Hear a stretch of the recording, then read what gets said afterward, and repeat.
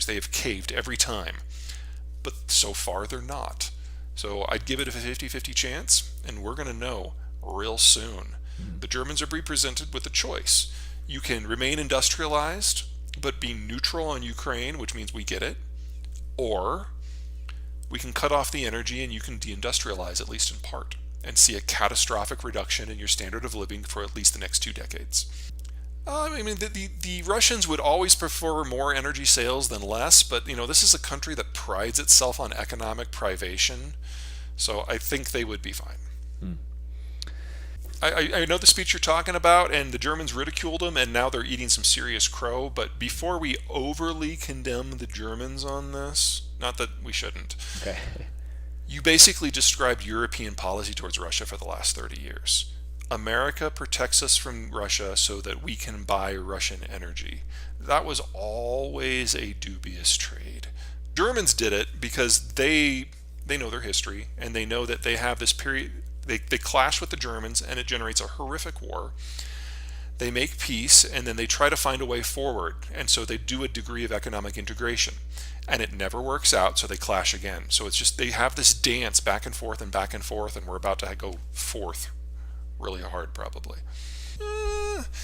It takes 3 to 8 years to bring a conventional oil or natural gas field online, so a long time. So if we tripled investment globally today, you're really not looking at an improvement for till 2025. Right. But it's different for shale. You can bring a shale well on in 3 to 8 weeks. Now that was back in 2019 before we had the everything shortage economy. Now it's probably more like 3 to 8 months because we're having shortages of steel and sand and workers and capital, just like everything else. But still, 3 to 8 months versus 3 to 8 years is night and day difference. So I am not overly concerned about the United States in terms of energy security, especially when you consider that roughly 95% of American energy is produced on private land, and so the federal government has no regulatory authority over it all. Now, could Especially with the Supreme Court decision, or let me rephrase that, I don't think any other court would have ruled differently. This is not an issue of Trump getting 3 conservatives on the court. There was a similar court action back during the Obama administration on the Clean Air Act, which basically broke the same way with a very different court makeup. There's only so much authority that the federal government has over state and private decision making. That's a bug or a feature based on your politics. Anyway, point being is we've had a massive drop off in investment globally into fossil fuel production, but not nearly as much in the United States. And if you pair that with the quick turnaround time on U.S. shale wells, I'm really not overly concerned about the United States. Now, could we make it smoother and better? Oh, hell yes. I mean, when you are dealing with an inflationary environment, there are 2 things you can do. You can reduce demand or you can increase supply. Biden administration is attempting to do the opposite, which is, of course, very Argentinian, and I would not recommend it, but that's where we are. But it's not like federal government policy can really shape this space. So even if Biden was going out there and was a cheerleader, that might encourage some financiers to back some additional oil and natural gas production, but I think it would be a difference on the margin rather than at the core.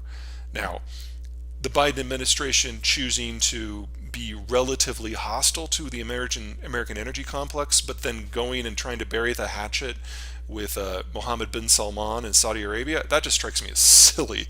But one miracle at a time. Really about a sitting president, especially when I look at just the disasters that we had for the 2 previous. Yeah. So, Biden, despite his faults, and he is showing more and more of them by the day, is actually willing to have conversations with people. Even if we might think he makes the wrong decision, that's already better than the last 2. Too worried about that. In order to nationalize, we would have to have people outside of the private sector who knew how to do this stuff, and we don't. Well, but So that I didn't find stop that unlikely. Venezuela, right? Venezuela didn't. It's also unlikely that they would have the sufficient support from Congress to pull that off in the first place. And remember, what went on in Venezuela, the Venezuelan state oil company, PDVSA, it was always a national asset. It was never privatized. Okay. What happened in Venezuela was gross mismanagement and ultimately the state seizure of most of the economy, not nationalized, basically taking anything that they could see that had value, declaring it a state asset, and then cronies of first Chavez and later Maduro basically going there, ripping up everything that wasn't bolted down and some of what was and selling it for like scrap on the international market to get a quick kickback, and then they destroyed the industrial plant as a result. We're nowhere close to that. I can be critical of the Biden administration and not be worried at all about that scenario. Okay, well, that's good.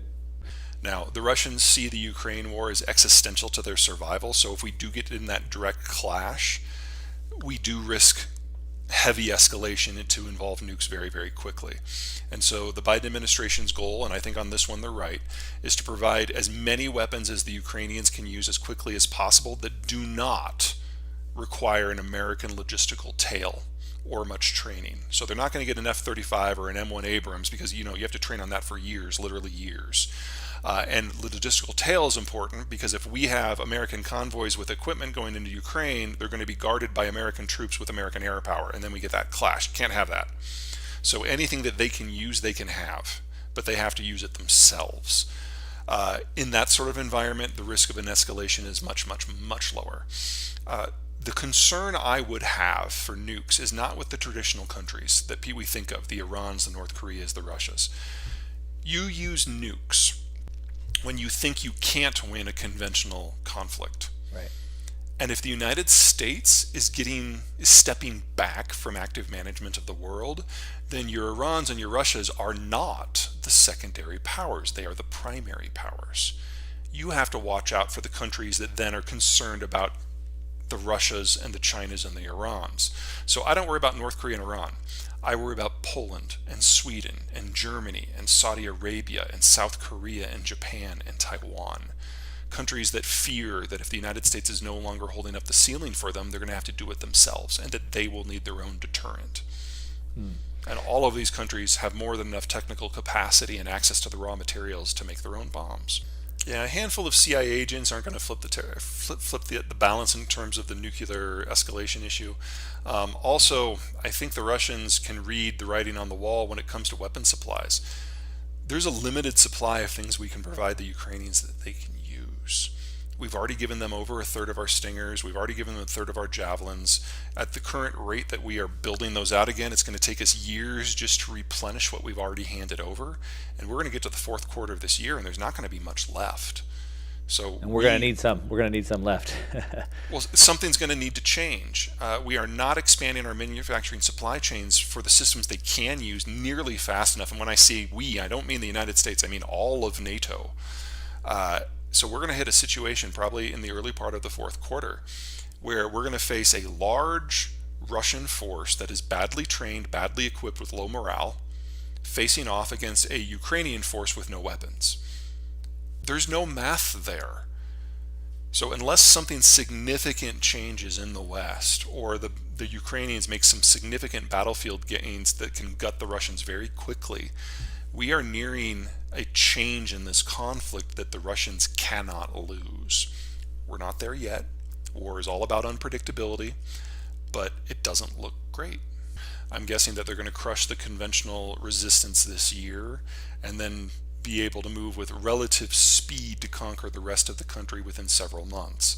That doesn't mean that the war is over. That just means it becomes a purely partisan conflict at that point. Now, the challenge for NATO, the challenge for the United States is Ukraine has never been what it's all about. Ukraine is simply on the path to the territories that the Russians actually want. They want to be able to plug the access points to Russian lands. That means taking a big sliver of Romania and about half of Poland as well as all of the Baltic states. So once the Russians feel secure in Ukraine, then they have to go to war with NATO directly, and that's when the nuclear threat becomes very